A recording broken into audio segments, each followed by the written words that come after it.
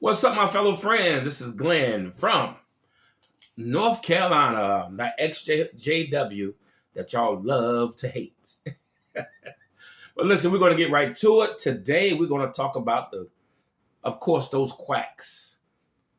What you going to do with them?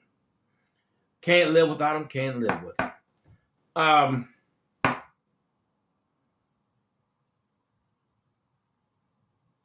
want to talk about death. Very uncomfortable subject. And then we're going to talk about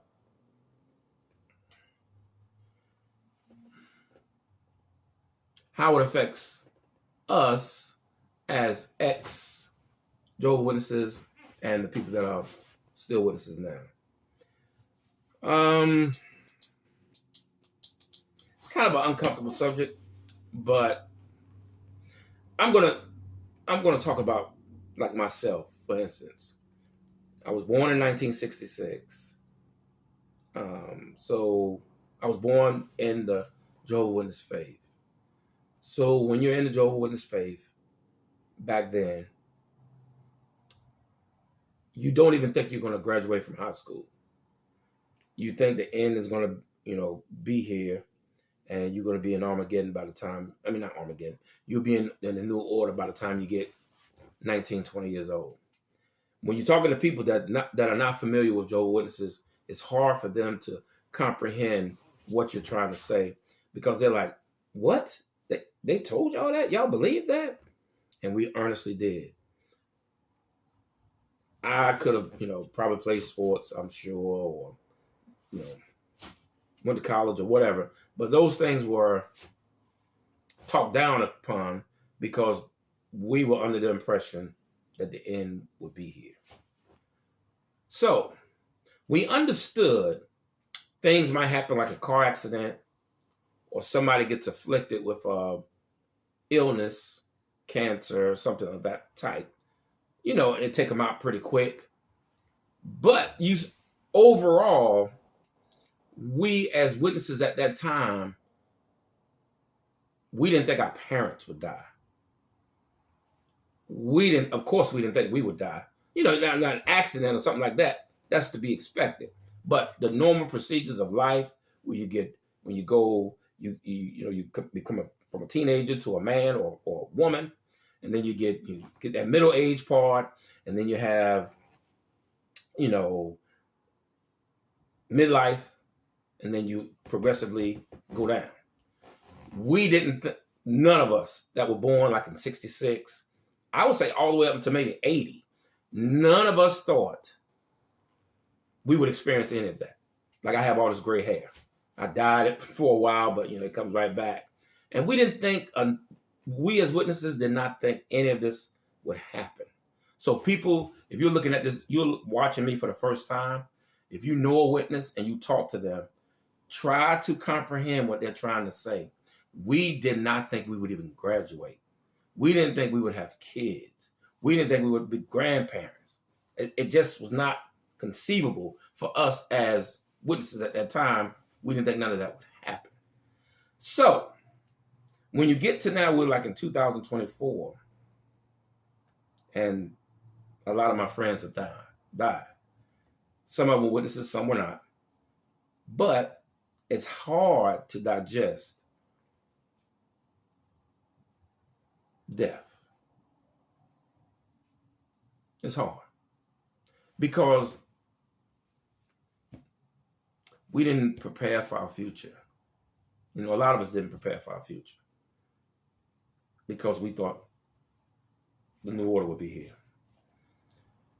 Paradise, everything, we, playing with animals.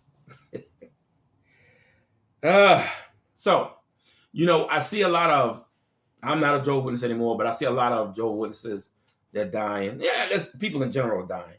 But you can see the anguish on their faces as they get ready to go to sleep. It's like, I wasn't prepared for this. You see a lot of people in our age bracket take their lives. They call it unalive themselves. I find that hard to say. They just take their lives. And it's tough. It's tough. Very.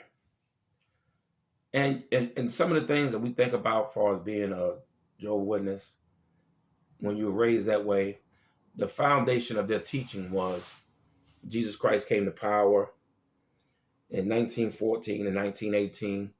I have no idea where they got those dates from, or where Russell, I think it was Charles Taze Russell, whatever he got them dates from. I think he was looking at those pyramids, and I think he was a Mason. Who knows? Who knows? Something that Jehovah's Witnesses never really do, or they never really think about. I didn't when I was Jehovah's Witness. In Matthew 28, is it 28, 18?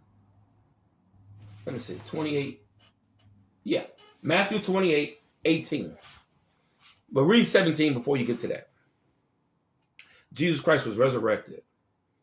And when Jesus Christ was resurrected, he met with the apostles.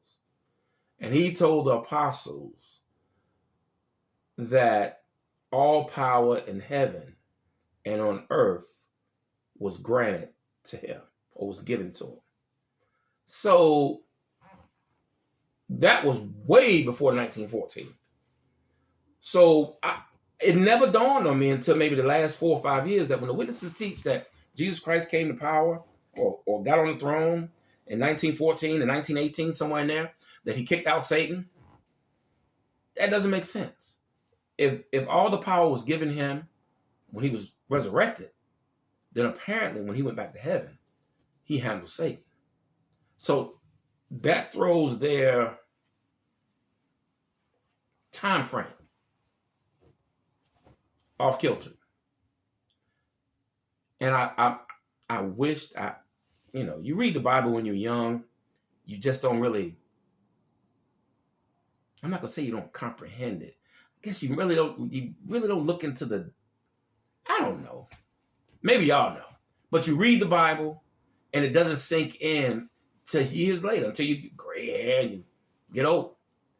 It dawns on you, man, why did I believe that?